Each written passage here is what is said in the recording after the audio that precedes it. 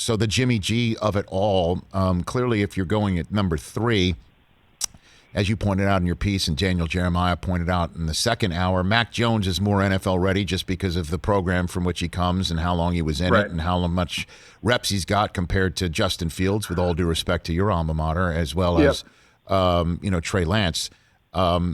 That said, is Jimmy G gonna be the guy, do you think, or do you think this is one of those things where, well, we want the best possible offer for him after we get our quarterback 3rd overall, and we want to make it seem like it's difficult to get him, as opposed to everyone thinks he's going to be out there? What do you think? I think 2 things could change the Jimmy G situation. Okay, either one, they wind up with an opportunity with another veteran quarterback somewhere that comes along over the next few weeks. And maybe that veteran quarterback's a little cheaper and allows them to move Jimmy G. Maybe that happens. That's a possibility. The other thing that could happen is somebody just blows them away and offers them a 1 or something crazy for Jimmy, right? So that's number 2. But absent that, Rich, I think the best way, and I know I'm not the first one, I'm probably not the first person you've heard this from, the right comparison is the Chiefs in 2017.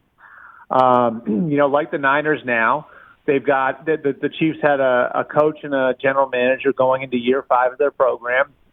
Like the Niners now, the Chiefs were looking at a group of quarterbacks in the draft that were pretty raw.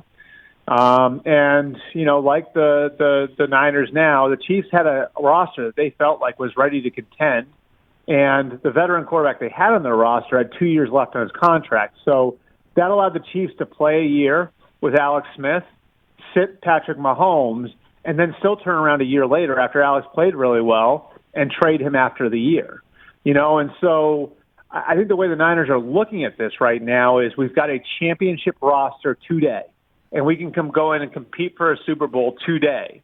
And do we really want to put that in the hands of a rookie, or are we better off sitting the rookie, letting him learn behind Jimmy, and giving Jimmy a chance to reestablish who he is as a starter in the NFL?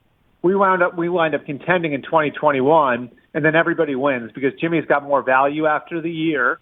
And we've gotten, our young quarterback some time to develop, especially when you consider those 3 young quarterbacks you talked about. This is a pretty crazy set of numbers here, Rich. Mac Jones has 17 college starts. Trey Lance has 17 college starts. Justin Fields has 22 college starts. There you go. And so, if you look at it, remember when Kyle traded for Jimmy, who had been in the league for 3.5 years, he still waited a month to play him. You remember that? Yep. Didn't trust him for a full month before he put him on the field. This is a guy who was in his 4th year in the league.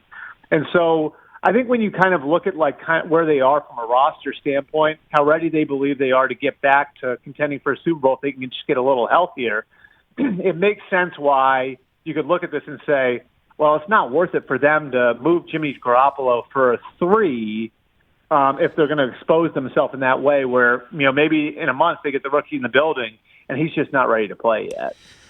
Hey, you watched all the way to the end. Thanks for that. Watch more right here.